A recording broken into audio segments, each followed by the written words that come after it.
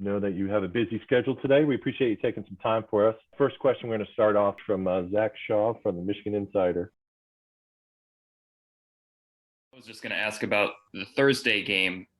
What went into deciding to postpone that game against Illinois? I know it's a 1 versus 2 matchup, and I guess who factored into the decision, and what was your and the players' reactions to it? That's something that our AD Ward and Kerry Kinney, who works with the Big Ten, they take care of the scheduling part. So I don't have any information other than that. Those two guys felt that our next opponent will be Sunday versus Wisconsin. And if we had to play that game in Wisconsin outside in the playground somewhere, well, hey, I'm down for it. I grew up on a playground playing outside in the snow. And if I didn't have 2 gloves, Zach, my friend would give me one of his gloves. He would have the left, I would have the right, and we hoop. So we can do that. We can, Wisconsin, come outside and we play them out there in the playground. I'm down for whatever. Let's do it. We for competitors only. Fair enough. Juwan, in this break, were you able to utilize it in terms of being able to go back, right, self-scout everything, take a deep dive into the numbers that you might not be able to do during the season when things are going, 100 miles an hour? Have you dug into that and what did you learn? Like this pad right here. You want to just mail that over? I can send you my address because I wouldn't mind seeing that. This is my holy Bible right here. And it has a lot of notes.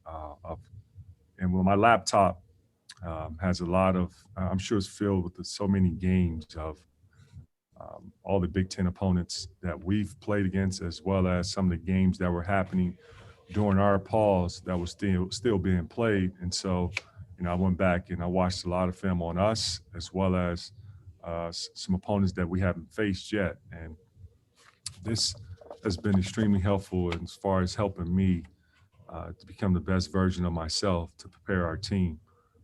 There were some games that I wanted to go back and revisit that we played that see how I can get better. Just like I asked our players to watch film, during that break, and they did watch some Zoom calls where we had film sessions. Head coach was there all day watching film myself. But it was a time I couldn't just sit on my hands and watch a lot of that first pause what we had over the summer. I did peek in on some Netflix shows, but this time I didn't get a chance to watch Netflix. So I watched a lot of games, and this pad right here has a lot of notes in it. But I can't give it to you, Brendan. All right, fair enough.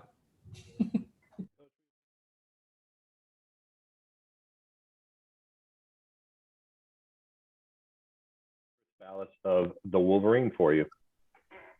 Hey, Coach, welcome back. Just a couple things. Number one, have you seen a lot of rust coming off the couple of week layoff? And then number two, have you guys gotten to the point where you're rescheduling some of the games that you missed? Yes, I have seen some rust, but that's expected. But our guys will continue to work each and every day to improve, and we trust as a staff that come Sunday we'll be ready to play. I don't know what it's going to look like, but from start to finish, we're going to give our best effort. As far as the scheduling goes, as I've been told, that it's in the works. I'm not sure as far as what the schedule is going to look like. All I know is, and I'm taking one game at a time, and that's focusing on Wisconsin this Sunday. Next up for you, Coach, is James Hawkins from the Detroit News. Hey, Juwan, 2 questions for you. First off, just, I guess, what went through your mind and what was your initial reaction when you first found out that the team would be shut down for 2 weeks? My first word in my head was why. And then when the information was shared to me and to the players that we will have a shutdown and why, we were given the why. Yeah, I was disappointed. We all were, but we understood the big picture. Health and safety, like I've always said to you guys, is always number one. And yeah, at times you kind of question it, but you have to respect leadership that's in place. And we understood that the decisions that was made, it was for keeping us all, safe from this virus that's sort of winning at the times. But now that we took the pause, and fortunate enough, our guys, no one tested positive. We tested negative, thankfully. Now we can resume back to regular schedule program. That's playing basketball. And then second question, I guess, what do you feel like was the toughest part about navigating this 2-week pause? The toughest part, I would say, not being able to touch a basketball, not being able to see my players, to hug them, to have some laughs, and be able to smell the sweat and feel the sweat that sometimes that when we all embrace each other, that was the toughest part. But it was beautiful this past Sunday when we first had an opportunity to get back and have a workout. That it was like I can remember like having my first day of school. You have a pause throughout the summer, and you're looking forward to seeing some of your old friends and new classmates, and you're excited about putting on your fresh new clothes and your fresh pair of sneakers. And that's how I compared our first day of practice. We all was excited like it was the first day of school. Next up for your coach is Teddy Gutkin from the Michigan Daily.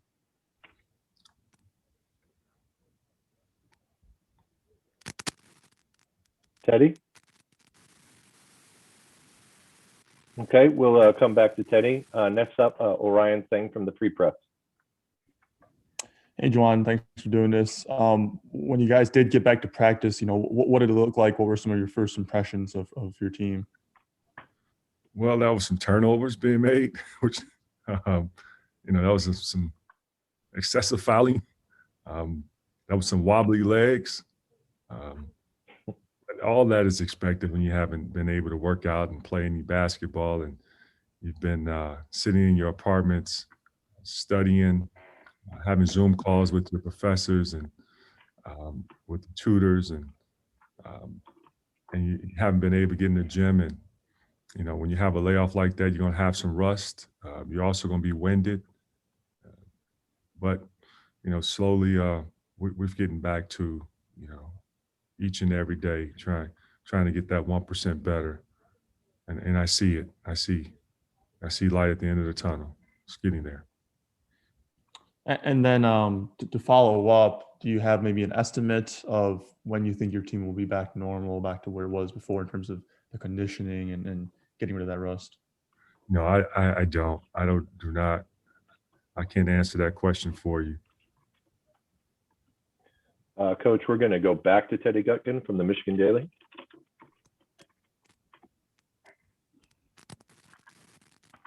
I think.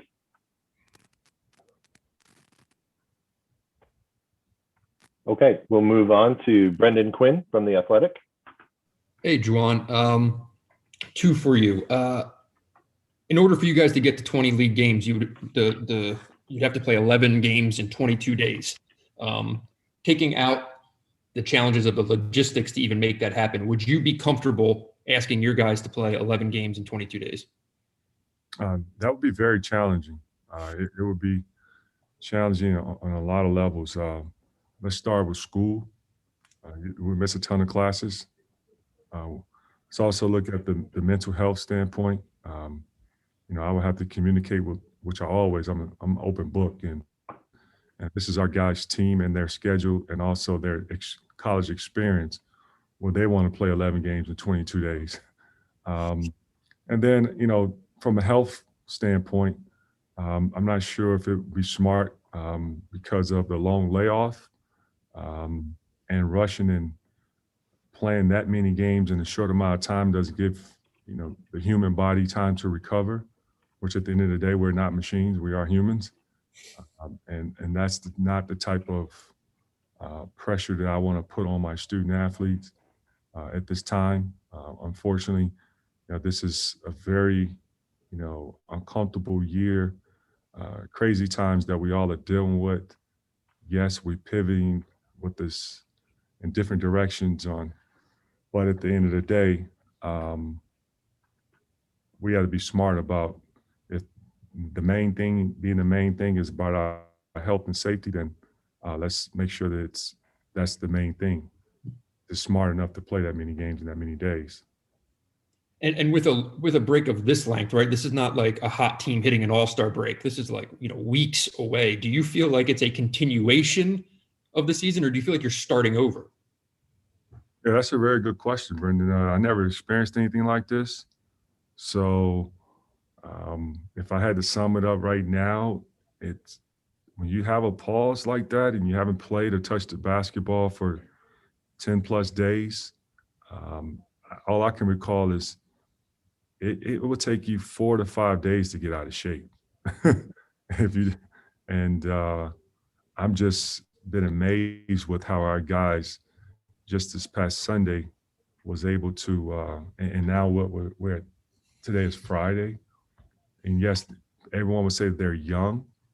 And I think let's not lose that they are human, but they have been impressive with the way how they have responded in practice and day by day. And I haven't rushed the process, but I have gradually built up, allowing their conditioning to get better and better by doing and adding a little extra here and there, but not overdoing it. But at the end of the day, I do not want to see any of our guys get these little nagging injuries that, knock on wood, that can happen when you're talking about, knees, Achilles, back, groin, hamstring. So I've been in constant communication with Alex Wong, our athletic trainer, as well as John Sanderson, our strength and conditioning coach. I trust their experience, their expertise in the field, and the game plan that we all came up with. So far, so good. It's been working. Gotcha. Thanks, Juwan. Next up for you, Coach, is John Borton from the Wolverine. Juwan, what would you say is the biggest plus that Sean D has brought to this team, both from a skills standpoint and from an attitudinal standpoint? Yeah, that's a great question. I think Sean D, what he's brought to this team has been overlooked in a lot of ways. Speaking of, like, if you're a young guy and you want to play college basketball and you come from a high level AAU team and you've produced at a high level, and they of course now with these rankings of 4-star, 5-star, if you want to know what, playing like a team and sacrificing and doing whatever it can to help the team win and taking your ego out of the equation and giving to the team, all you have to do is Google Sean D. Brown. And this kid started, I guess, all 3 years at Wake. He's a senior. Shown about it, amazing character. And I talked about that first, because notice I haven't even gone to the basketball part of it. But, when he got his eligibility, you can just see how his teammates, they all just roared in excitement and hugging and, and jumping up because of they appreciate the young man that has came to the locker room and embraced the coach. And he could have, of course, been a total a-hole. Could have said, you know what, I'm better than you, and I should be starting over you. But no, whatever you need, coach, whatever the team needs, he's delivered. From a skill level, he's a great shooter. He's a great defender, two-way player. Rebounds on the offensive, defensive glass. He can post up, but haven't had many opportunities to post on a low block because of you have guys like, Hunter and Austin who's dominate on the low block. But He's also a finisher, a great finisher at the basket, and he's tough as nails. And then let's not forget, he's another great free throw shooter. So we wouldn't be where we are if it wasn't for Shawnee Brown. Thank you. Next up, Coach, is Andrew Kahn from MLive. Hi, Juwan. Good to talk to you. Obviously, you guys just had your shutdown, but there's no guarantee a COVID issue can't pop up down the road with you or with an opponent. I guess, have you given any thought to like the fact that you guys aren't out of the woods yet as far as that, as you look at the schedule going forward? Yes, Andrew. Honestly, I think about it every day, all day, and it's not easy what we all are dealing with. And I'm not making excuses for it. I'm not looking for a pity party, but it is stressful. And, I knock on wood, I pray, I read. I've said it before, when Alex Wong texts or call, I tense up. I'm afraid to open a text because I don't know what information is going to be said, what has happened in each and every day. And just yesterday, we won yesterday. Now, our goal is to win today. And we've been fortunate, but you never know when it's going to happen to you. And I felt bad for, Fred Hoiberg and his team. I've talked to Fred. I know health-wise, he wasn't doing well. His team wasn't doing well. I briefly had a conversation with Tom Izzo. I talked to Brad Underwood. I even talked to Scott Drew. I mean, it's crazy. It's not easy. It's not. We're all going through it in some type of way. And then this is a sensitive topic, so I understand it's kind of tricky even to ask it, but the other programs I found that did have to stop, it was always because they had, an outbreak, on their team. Like that's not the case here. So, you guys didn't even get like that immunity. I know the goal is to never get COVID, of course, that would be number one. But I guess has that crossed your mind either that, now you're getting into the stretch run and eventually the most important time of the season with postseason tournaments. And it could hit at a terrible time. Yeah. I don't look at it in a negative light. I don't try to predict the future. Mm-hmm. Let's take it one game at a time. So, and one day at a time. And just continue to keep, reinforcing about, the social gatherings, wearing your mask, washing your hands, and let's continue to keep praying that we all stay healthy during this process. I even bumped into Daniel one day when I was having a test, and Daniel's, we both was testing the same day, and we just had like a small brief conversation.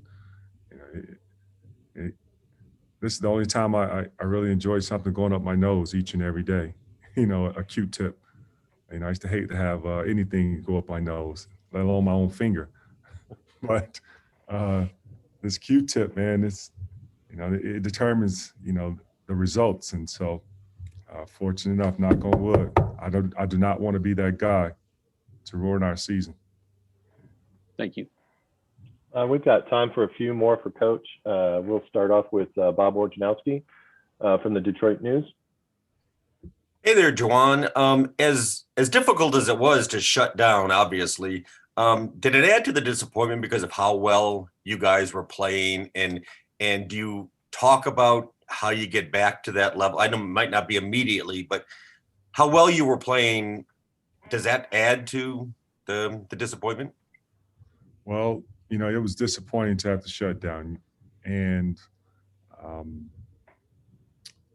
what we have to do now is just keep managing day by day, and how we can improve, each and every day to get back to our habits. And our habits is our team identity, offensively and defensively. And so far in practice, we've been catching strides and getting better.